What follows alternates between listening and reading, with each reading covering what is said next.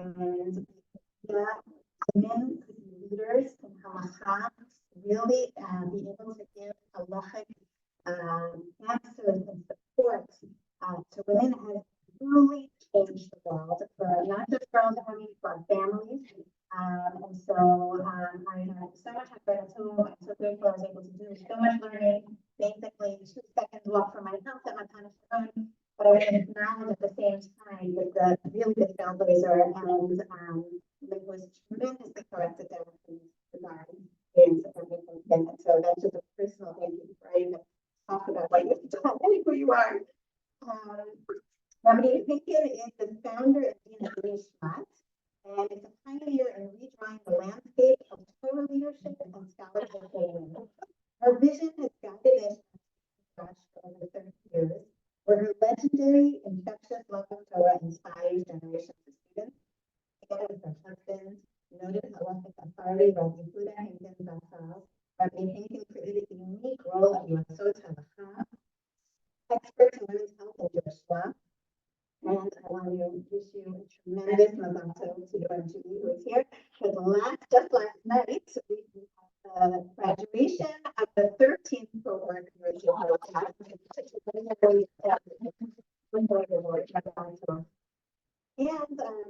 add that there was an information on the Center for Learning Excellence, and of course, you guys will know. I think it also really went. We spoke a lot this evening about going beyond our immediate communities and virgin worlds, and certainly talking about diversity in our country. Rabbi Henkin created an unbelievable program about how long we started, which gives empowerment and training to young Ethiopian women in Israel. It is an opportunity for them to learn Torah. The program is very much tailored to their world and their community. And after that, they are given the support and guidance to graduate with a degree from college and to really be set up for success in a way which isn't so easy as coming from the culture that they came from and with the economic challenges that community has. And so I hope I'm really going to touch on that program for a minute tonight, just because it is really something incredible. What I think is also a graduate of Michigan University College and YU's Bernard Rebbe Graduate School. She received honorary doctorates from the Bar Ilan and YU. She was awarded Israel's prestigious Adret Prize for Innovative Religious Education and was named both Yakir Yerushalayim and Torchbearer in Israel's National Announcement Ceremony in 2017. I mean, Henkin in 1972 and lives in Yerushalayim, and it is an honor her imperial treat to overcome.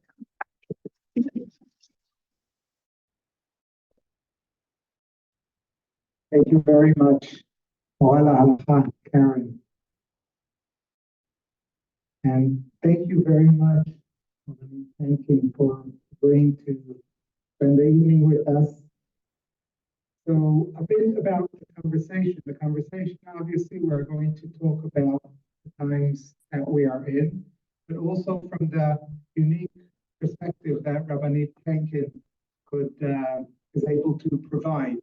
And I would like to start to talk with you, Rabbanit Henkin.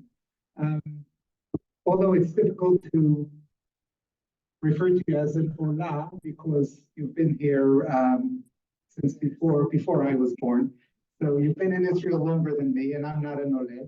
But so you're probably, we could say you are an Israeli, but you still speak English, so you probably came from somewhere.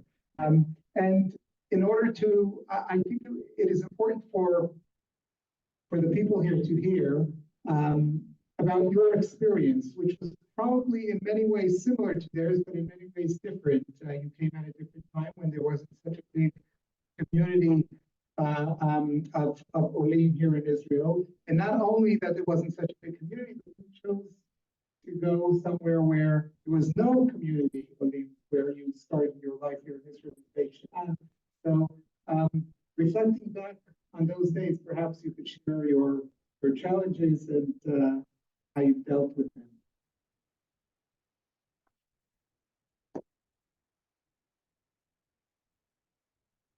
First of all, I thank you for inviting me here. No, Lisa, I perhaps, am I audible back? Okay, that's fine. Uh, Thank you, Rabbi Atlas. And it's wonderful to and an honor to meet Rabbi Cardozo after years of association together, and we haven't seen each other for I think a couple of decades. So what a treat! What a treat it is to see you. It would please me much more if I were sitting there and you were sitting there. And I would like to thank Morat Halacha, Karen Miller, for inviting me here. It's a pleasure to be here with all of you. So I don't think there's any right way to make Aliyah, or any wrong way. Maybe there are some mistakes that one shouldn't make, but our path was fairly singular. It was correct for us. People used to ask, how do they view you as an American in Beit Sha'an? I would say they haven't discovered we're Americans. Ashkenazi has discovered the culture. But it's really where we became Israelis. We chose to forego some of the very special things that you have here in Ra'anana. The wonderful Shabbat meals of friends, similar backgrounds. We had friends, but they weren't of similar backgrounds. And those of similar backgrounds were the guests who came to our table, who slept over at our home and came to visit us from far away. But it's where I'll speak for myself, not for my husband. We did not view ourselves as Olim Chadashim. We weren't Olim Chadashim to Olam HaTorah. We were people who came from the United States to Israel with fervent Zionism and a sense of belonging to the narrative of the Jewish people and joining the narrative of the state of Israel. So, yes, there were many adventures. And there was a lot which was formative. And we became very quickly a Hebrew-speaking family. Our children were raised in Hebrew. They don't have the wonderful English of Rabbi Atlas. Some of them have better English than others, but it's not their native language, and it wasn't the language in our home. I guess I could relate two episodes which were very much formative to me. I came as a teacher of Torah Shabbat Peh, and I figured I'll start out in the high school. I went to apply for a position in the high school. Now, this is very funny because my husband and I had graduate degrees, and the principal did not have a college degree. So this was a different time. Israel was very young. Israel was 24 years young at that time. We didn't think of it. So I was 25 years old. I didn't think of Israel as being very young, but Israel was very, very, very young. And those were different days. And we decided we wanted to go to a development town for a couple of years. It lasted for a decade. It would have lasted longer had we been successful to bring others of similar backgrounds. I don't mean English speakers. I mean people with socially with similar backgrounds to our own into the town. This was before Garinim, so we didn't think that way. But two things, and one connects with what you, Karen, said about our Ethiopian students. I went to the high school principal. I said, I'd like to apply for a job. He said, it's good, you speak English, you'll teach English. And I said, but I'm not an English teacher. I know nothing about teaching English. And he said, that's wonderful, you'll teach English. Listen, let's talk Torash about that. So he said, okay, if you need to talk Torash about that, that's fine. And you'll teach English. So we agreed that I would take one class in English and I would basically teach Torash about that. So it became a package. But I asked him how many, he said to me, I want you to have 2 students pass the Bagut.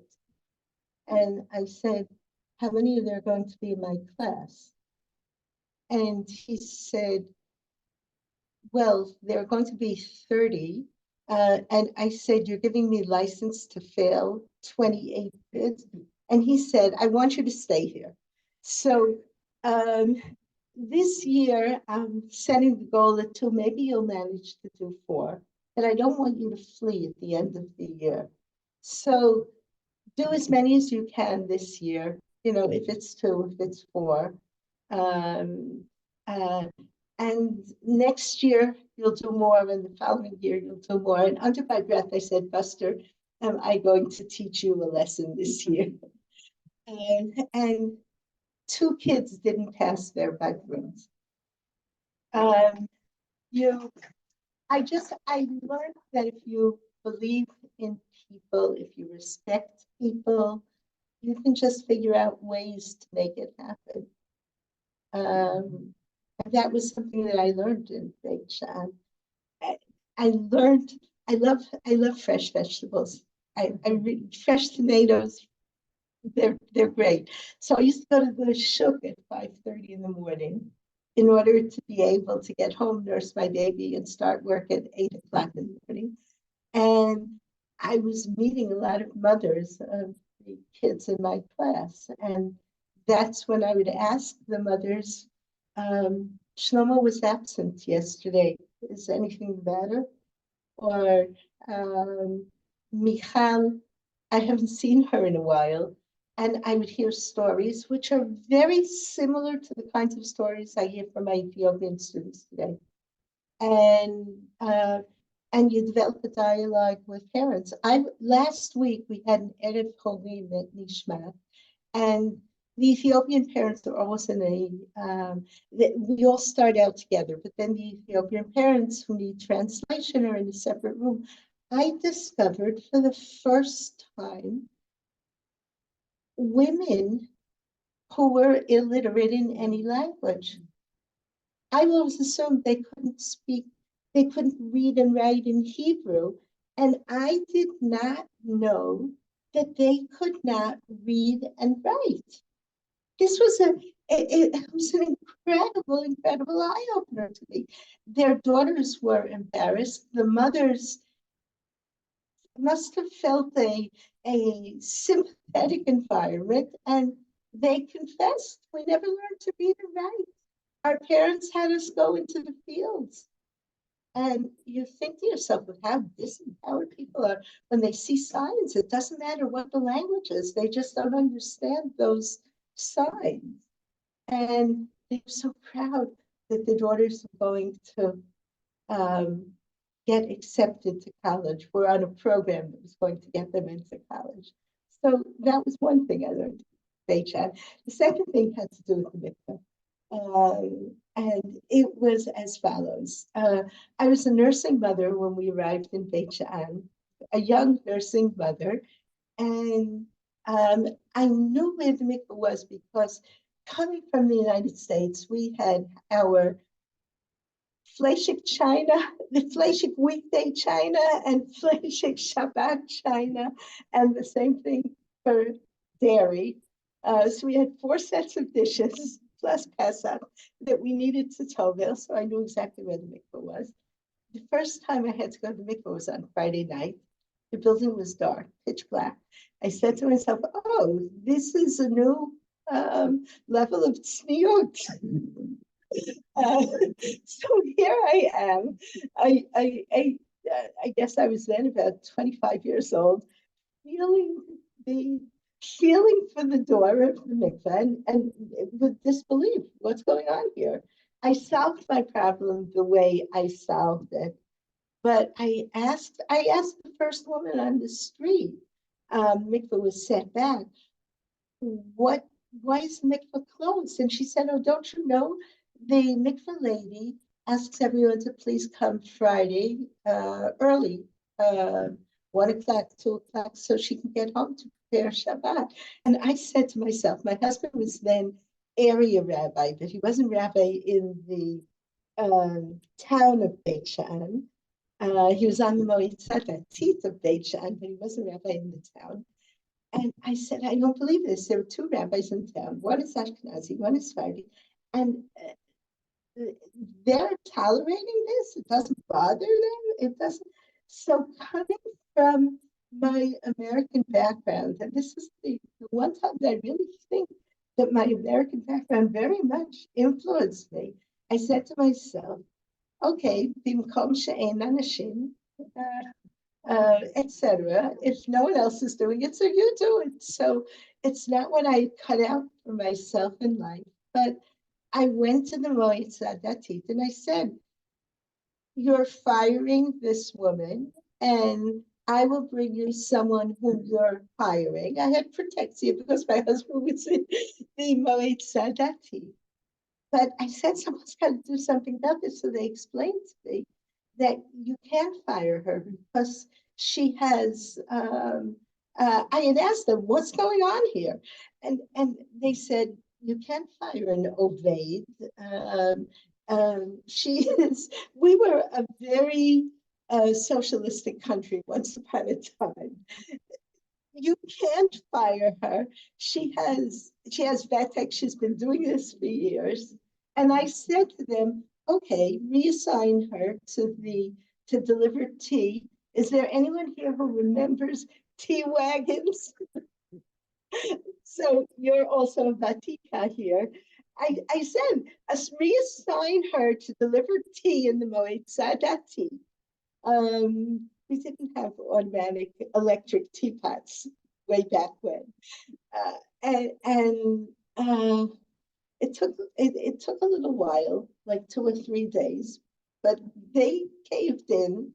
And a week later, I had a new mikveh lady, and I was the Toranit on Friday night. That I admit. But that was just the reason that I say Beit Shean was formative for me. I became very much involved in the mikveh. I looked at the mikveh receipts. I saw there were 6 women a night using the mikveh. I said to myself, this doesn't make sense. Within 3 years, I organized 2 other women to work with me. We got the mikveh up from 6 women a night to 26 women a night by mikveh receipts. So it was a formative period for me. There were challenges and there were many wonderful things. It was wonderful to live with Moroccan Jews. They were also Tunisians. They were very interesting experiences. My mother taught me that if you put something on your plate, you eat it. Shortly after we got to Beit Shean, my husband was called back. His grandfather, Zatzal, had passed away, and he just made a U-turn and got on a plane and went back to America. And I was there, and I was invited to the home of the head of the Moetzat Datit, the Tripolitani, a Libyan. And they passed things around, and I had no idea what Hamid was. So I took a spoon of it and I put it on my plate. And I think they were all looking at the American and wondering what's going to happen. I started eating it with a spoon because I didn't know what it was. My mother told me that you have to finish So there were adventures, but honestly, living with Moroccan, living with Eidot and Mizrach for a decade was formative and a privilege, great privilege.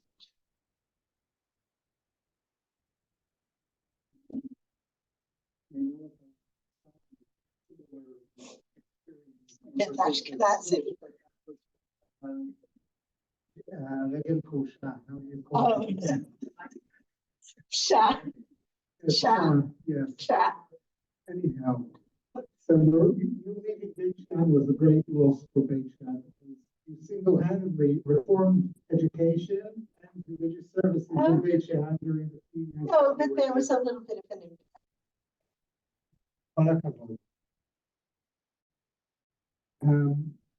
Moving on, you are known as, Karen mentioned before, as a trailblazer.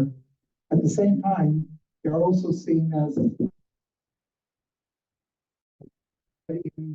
guardian of tradition. Now, these two seemingly contradicting traits seem to comfortably live within you. If we look at Yemei Yun and Ishmat, we see rabbis and Rabbanit of all the wide spectrum of the religious world participating. Ishmat is the first to have the program for Yoatzot Halacha, bringing women not only into the world of Halacha, but into the realm of advising others what to do and how to behave halachically. Truly groundbreaking work. Yet at the same time, you managed to keep it within the consensus and not to be seen as out there on the fringes. How have you managed to do that? And that is the first part of the question. And the second part is,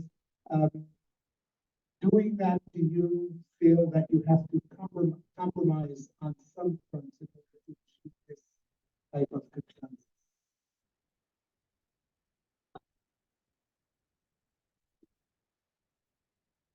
Not really sure that I can tell you the truth, that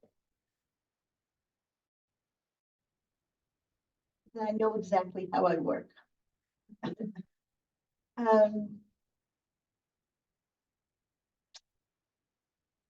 Listen, I think being a leader means that you have to get up and you have to do.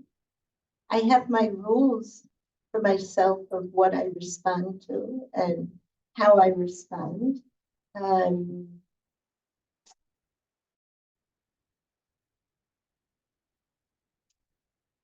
I think the consensus is a very important thing. I think a leader knows how to move the consensus. So if you can talk about staying within the consensus, you have to talk about where the consensus is. And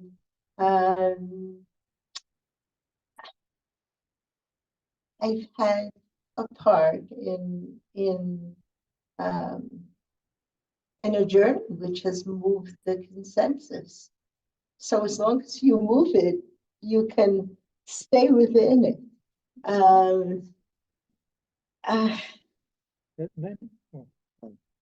They try to move it, but they find themselves outside. You manage to push the boundaries, yet remain within them.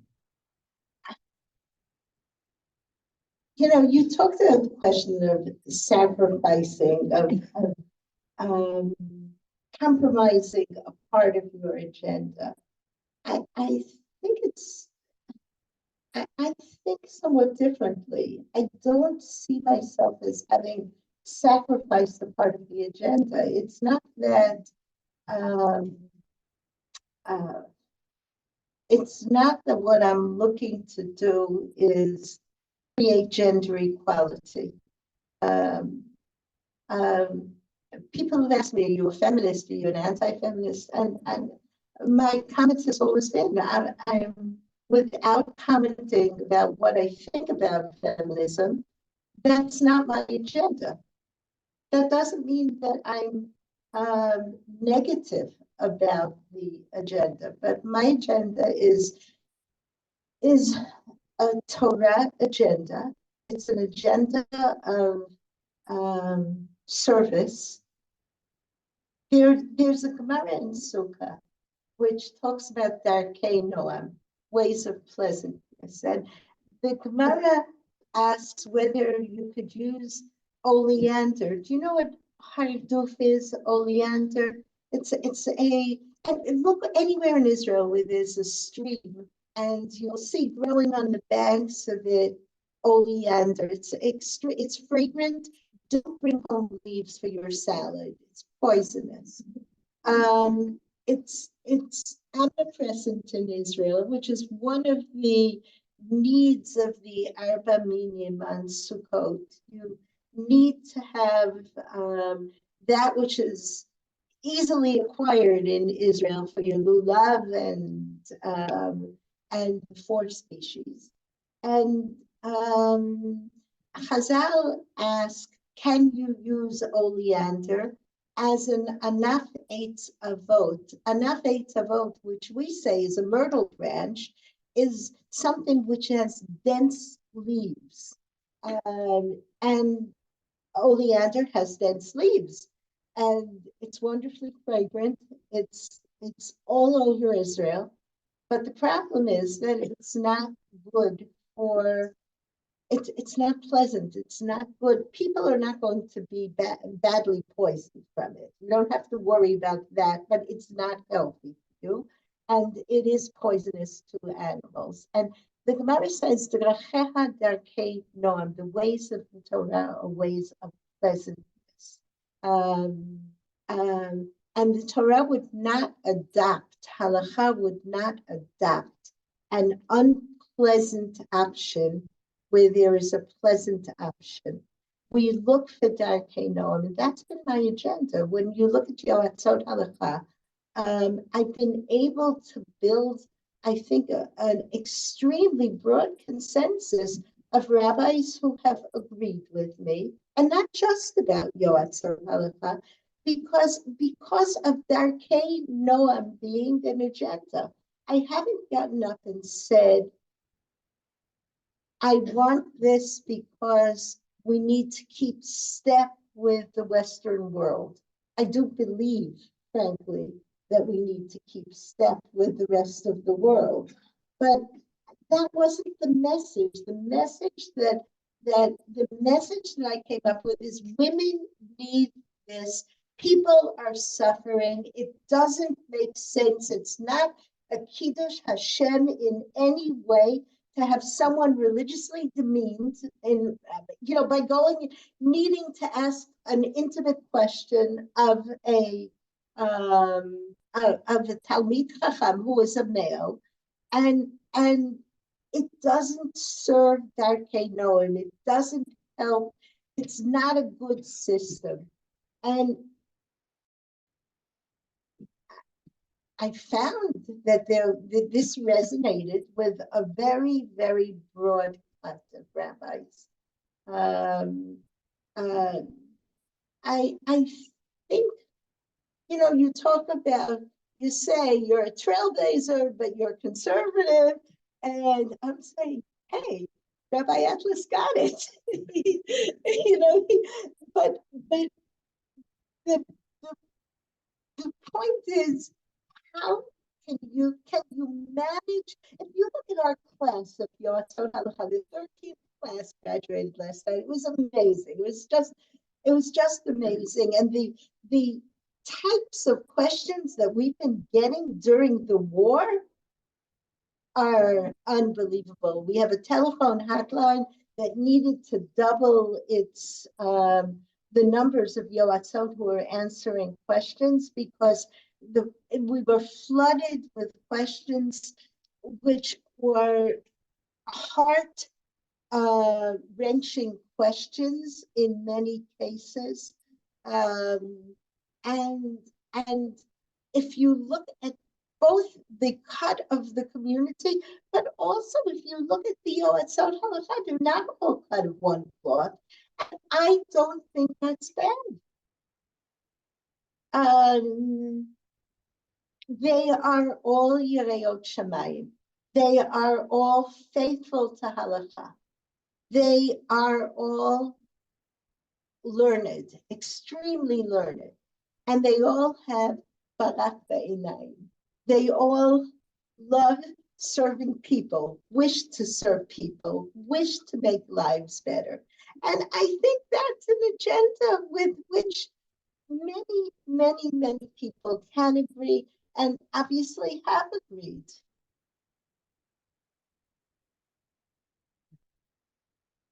Mentions the war.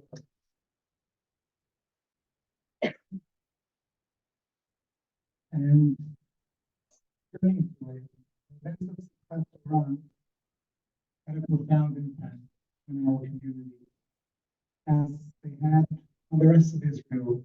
And of course, the war afterwards. These tragic events on the day itself and afterwards, what has been happening in Israel ever since, did it change your worldview in some way? Do you see things differently? And if yes, then how? No, it didn't change my worldview. That was a short answer. Did it deepen something to make you recognize or recognize some of your convictions? It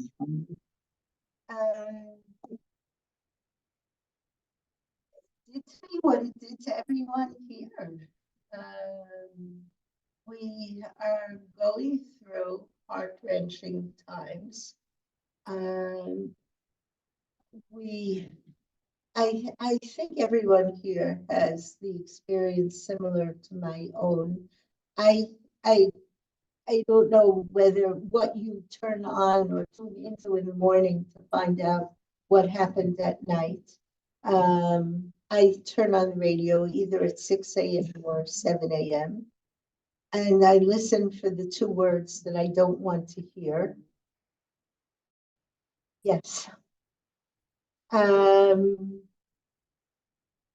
if I don't hear those words, then I can go on and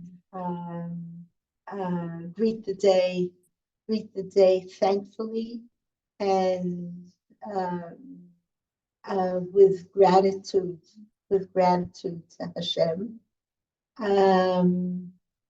If I do hear those two words, I'm shaken to the core. You know, the first thing you listen to is, you want to know, do you know the names? But a moment later, you say to yourself, they're all our children. They're some other mother's children. So my children have made it one day more.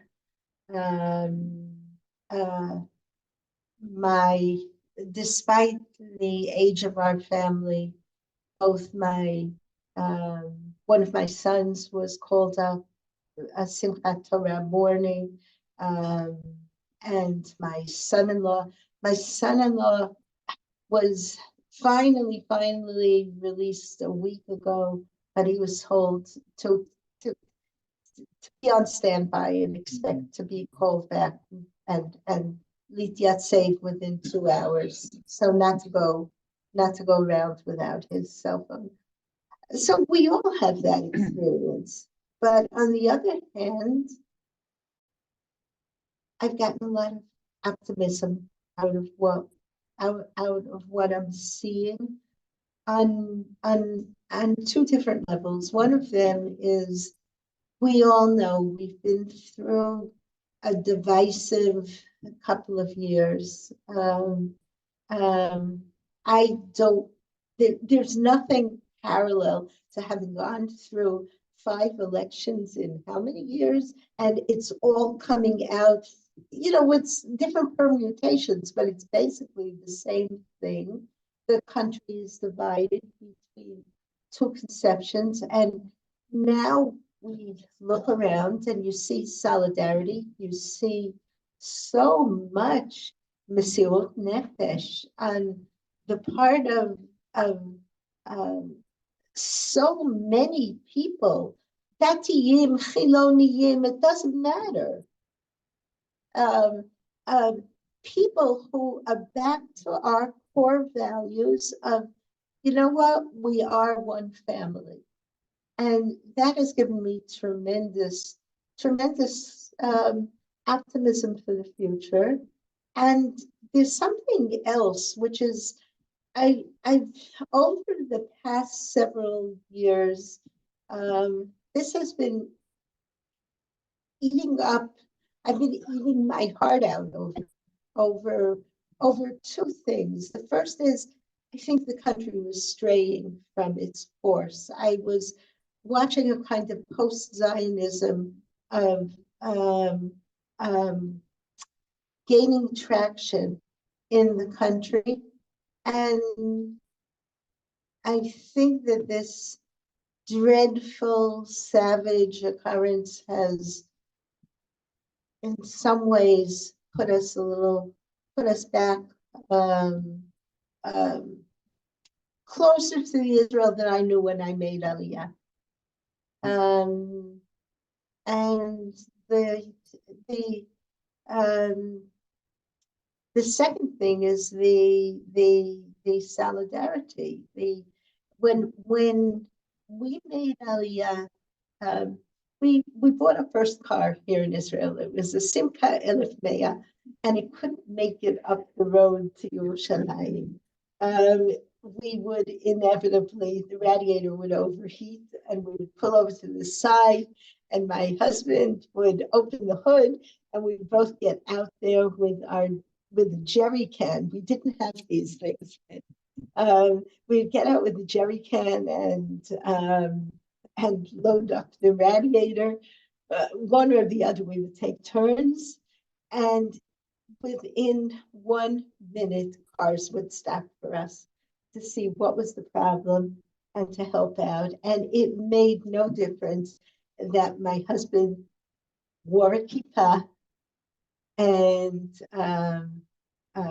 had a beard, and I had a kisoy rosh. It didn't matter. It didn't matter.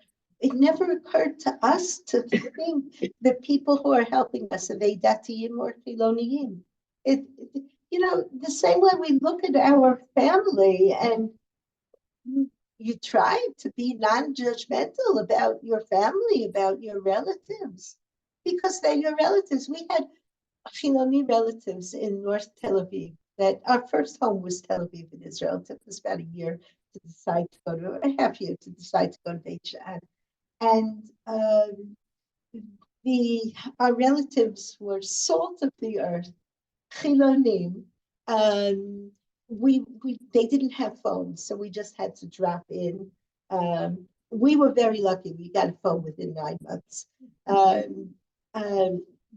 We would drop in on them, and we would have biscuitim and clementinot and tea.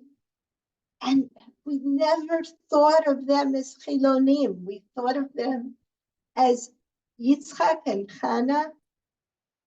And that's, in recent years, we've become communities which are no longer diverse, where you're geographically isolated. You're living with people who look like you. Whatever uniform you're wearing, the people around you look like you. And I think that we're back to realizing that we're one family. So I'm coming, we're not out of this horrible experience. We're far out of it. We don't know what's going to go on up north. A lot of those, my students, we have a kollel at Ishma. That's the latest. The women's husbands were all called up except for one, because he was in Chel Hayam, and the Navy doesn't have reserves because they don't have extra boats. But suddenly, the seeing a group of young women, they live on campus. It's an amazing thing, an amazing thing. They're a kollel, and they're a kollel of women aimed for leadership. I think we're going to hear from them in future years. looking at the trauma of your husband, you're a young couple. He doesn't have his cell phone on all the time, and once they went into Gaza, it became worse. When did you last speak to your husband? 2 weeks ago. And we're all going through this trauma, but the solidarity, it's phenomenal. Perhaps you answered my next question, but I still ask if perhaps you have something to do with that. Not only have you raised your family here in Israel, but tragically you joined another family, with the passing of boy. Murder, it's called.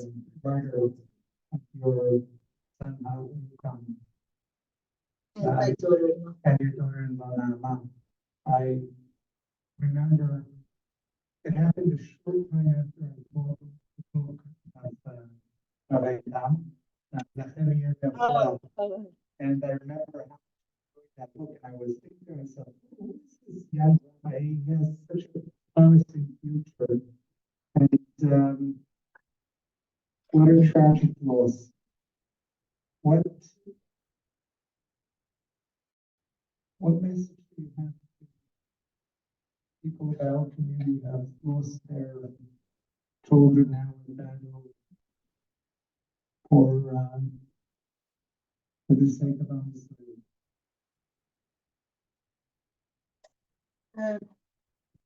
It's a heavy question.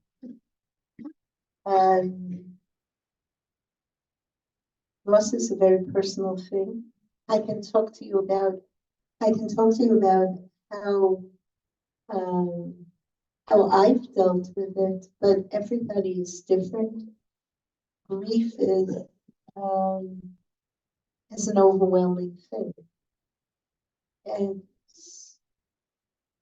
And I came back to Nishmat right after our Shloshim, and in our case it took longer because we had to. I couldn't come back immediately after Shiva because we were sorting out with our mechutanim. So what would be with the children? So that consumed a great deal of that first month. But when I came back to Nishmat, I was thinking to myself, now I know what's going to happen. People are going to be afraid of me. They're going to be afraid to come over to me and just have a trivial conversation, because how can you talk about the weather to someone who's just lost a couple? So I called the entirety of the school together, including everybody, including the office workers, including the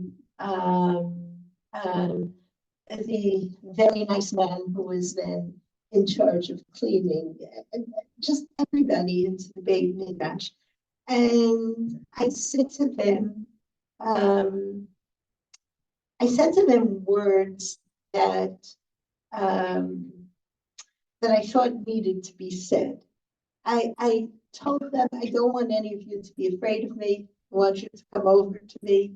You who are my students, when you have a chavruta problem, I want you to know it's exactly the same as before. I want to hear from you. Honestly, did I want to hear? No, but once they started speaking to me, I did want to hear. And I told them the way I viewed this. There were two questions that I got. One was incredibly stupid, not from my students, but someone is interviewing you, and you don't know who's Rabbi Atlas is interviewing. So someone is interviewing you, and they say to you, if you knew this, would you have moved to Israel? That's one of the stupidest questions you could ask someone. Today, you have such loss in this community and in other communities.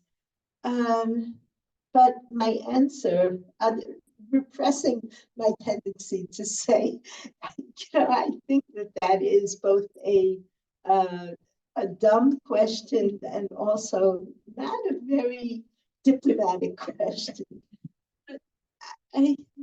My answer was years ago, we bound our fate to the fate of the Jewish people in Eretz Israel, and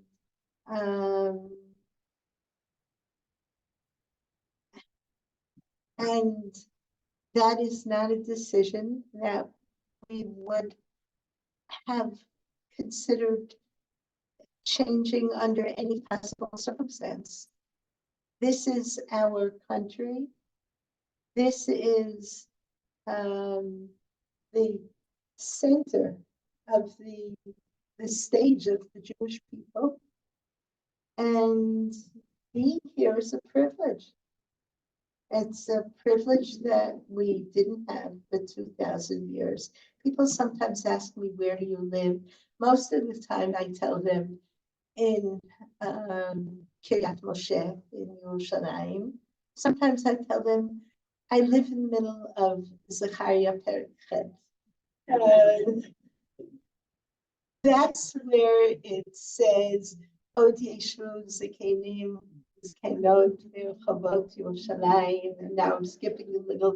V'Iladim V'Iladot Mesachakim V'Chavot Teha. We're living in the fulfillment of prophecies of 2,500 years ago. And there was no small print there in those prophecies that describe the losses that we would incur.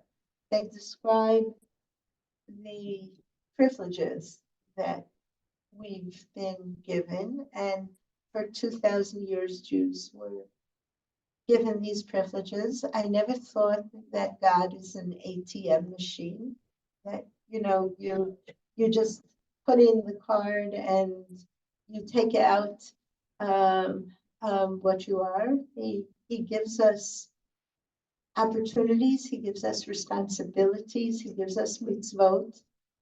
And schar mitzvah b'hayal maleka. We believe that ultimately there is reward, and there is the opposite of that's what we deserve. But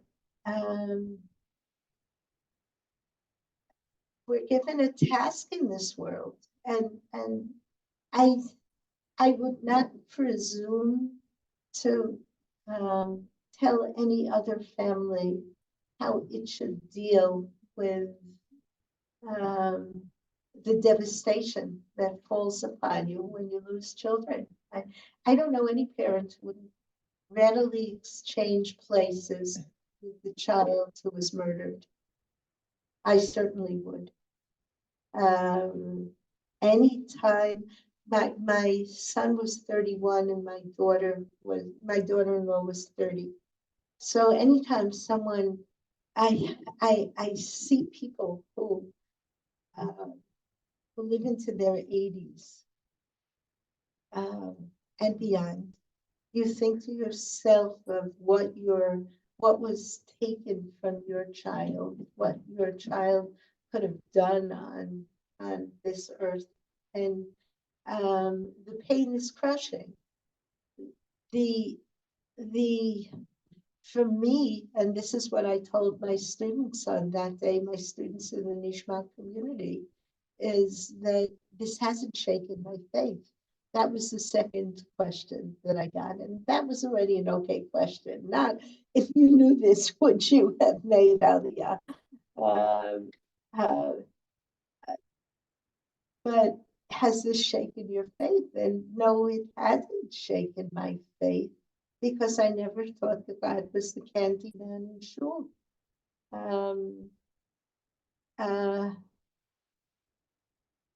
In general, if someone said, what helped you get through that first year? And the first year is always the worst, because you're encountering experiences for the first time. It's the first time your child is not sitting at the table at the Seder or the first, everything is a first.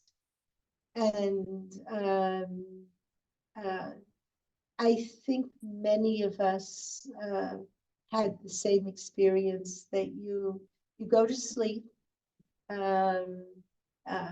Initially, many people will take sleeping pills, but then you pay the price afterwards when you're off the sleeping pill.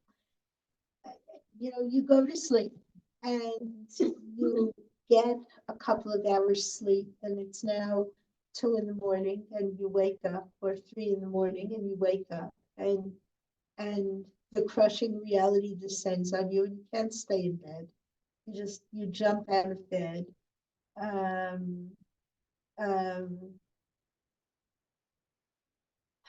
I'm lucky.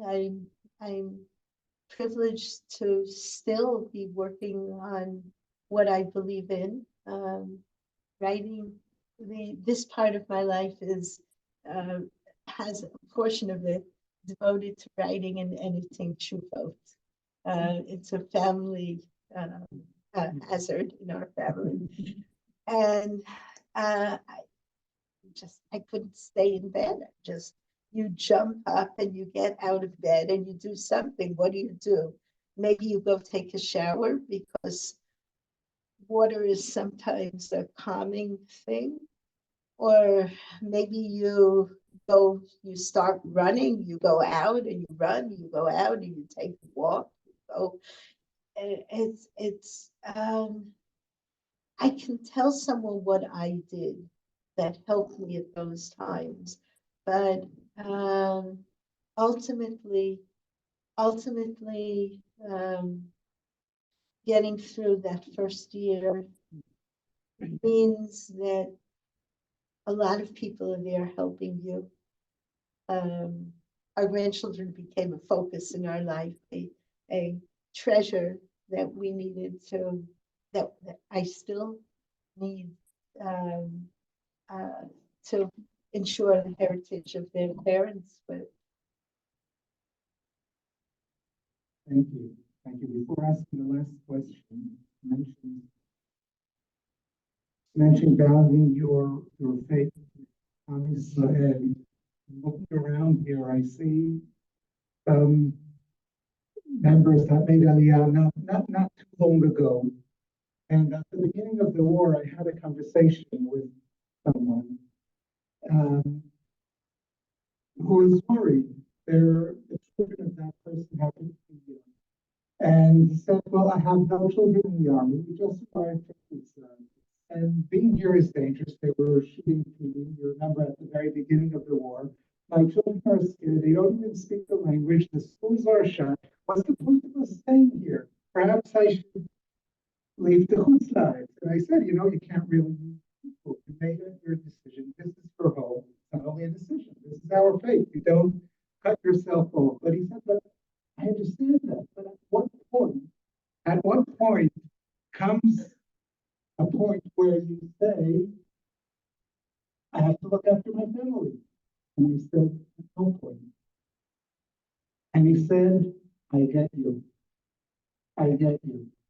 I think at that moment he understood what making Aliyah is, because making Aliyah is not just a relocation, not moving from one country to another. It is changing your mode of being.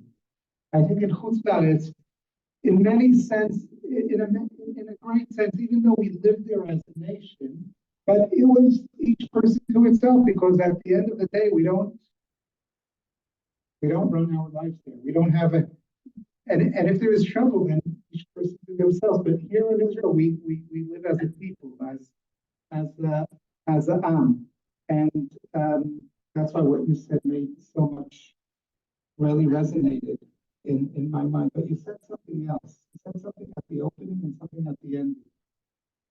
You said that when you made Aliyah, you didn't feel, I don't remember your words exactly, but the way I experienced your words were, you said you weren't an immigrant, you were because you lived in Torah. So you lived in Torah saw where you were and you brought it here, meaning you were already part of the culture, you're part of the people, part of the, you didn't really, the movement in place didn't really matter because you have this larger identity within the Torah. You said something very similar now. You said you are living not only in Yerushalayim, but you're living in Israel. So it seems like the Torah is a very strong part, not only of your identity, but your place in the world, where you live both in Eretz Israel and in Torah Israel, and connecting yourself, as you said now, with the faith of Am Yisrael. I was very touched by those words. And now I want to ask you the last question. I'm sorry, there were a few more questions, but we're getting to the end. So I'm asking you that very last question, and that is, in your view, what, if I ask you for your message, what is it in your mind that Hashem is asking of us, of each and every one of us at this time? What could each and every person do? What should we, in what ways should we hear the voice of Hashem, and what is it calling us to do?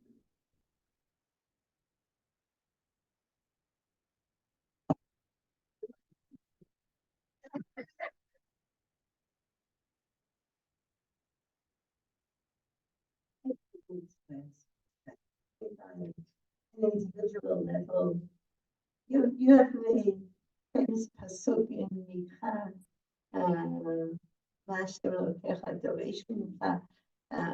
you should asok chesed, what is it? Asok mishpat v'avat chesed v'atznei lechet Hashem Elokecha.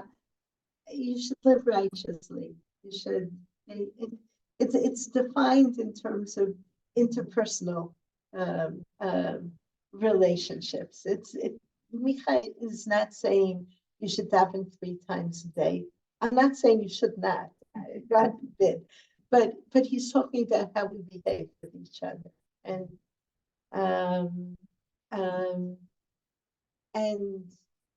I think that's a measure of a Jew. It's something we've brought to the world as a people, and it's a measure of a Jew. But the other part of my answer is, we've been gifted with what Jews did not have for 2,000 years. We've been gifted with the privilege and the responsibility to shape our country. And that's what I think we should be doing. I think on so many levels, we should step back from our day-to-day lives, take a deep breath, and say, so what am I doing in order to contribute to shaping the future of this country, to shaping this country as a place which is an or lagoyim, which is a light in the world, which is a place where we as a people, who are Ovdei Hashem, have solidarity amongst us. What are we doing for that? And I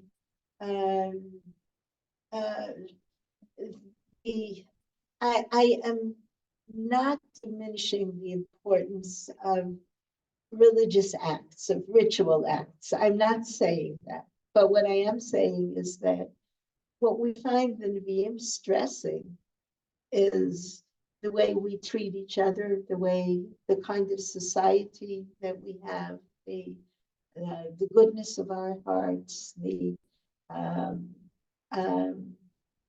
desire, the desire to help each other. And ultimately, I believe we wish to have an enlightened country. I believe we wish to have a country in which the entirety of society has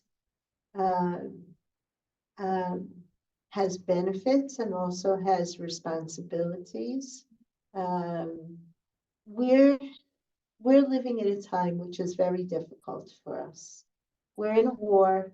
We watch a portion of the community contributing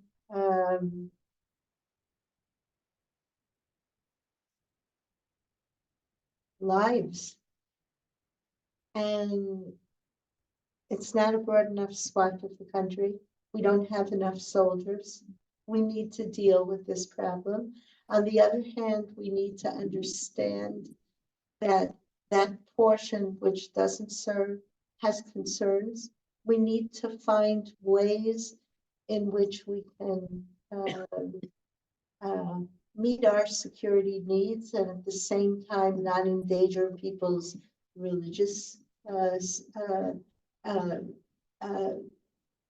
not endanger people's religion. We have to figure this out, and we've got to do it. And I think that's the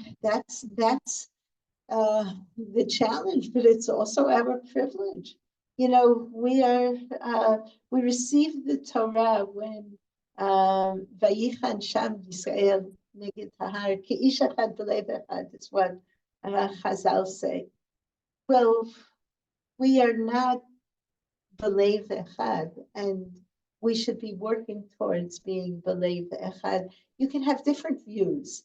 You can have unity without having uniformity, and I think that we should not be burrowing down. We're not rodents that should be burrowing down into the earth and leading our own individual lives. We should be shaping the future of our people, the spirit of our people in this country. Thank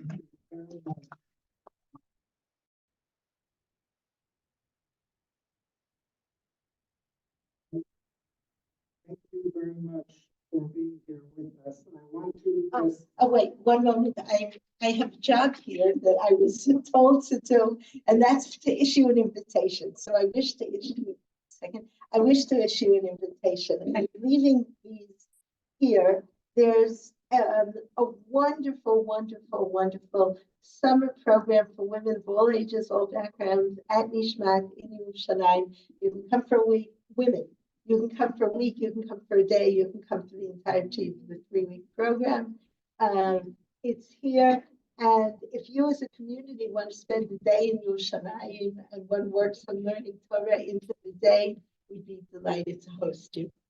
thank you. Thank you for that as well.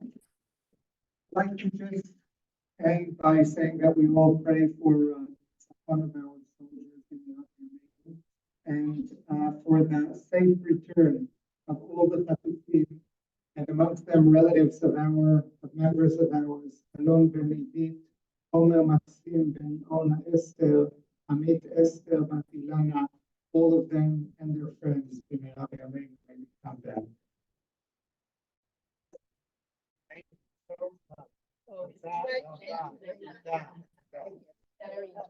Thank you. Thank you very much. It was really wonderful. Thank you. Rabbi Atlas, I want to hear the answers to what I asked. Oh, okay. We've been married before. Let's see what time it is. And it's in 15 minutes. 15 minutes. Yes. Let me announce that. Whoever didn't haven't married yet, 15 minutes, 10 o'clock. There's married less than 10 people here who want to.